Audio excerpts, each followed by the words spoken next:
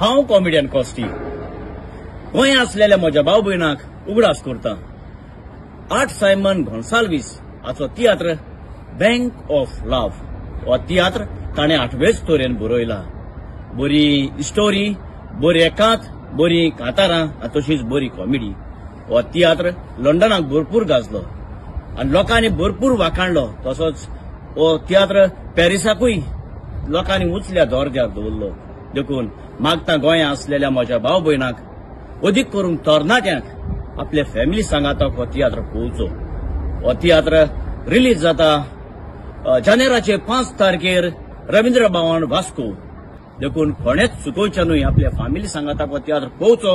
Art Simon गोन्साल्वीसाचो तियात्र bank of love.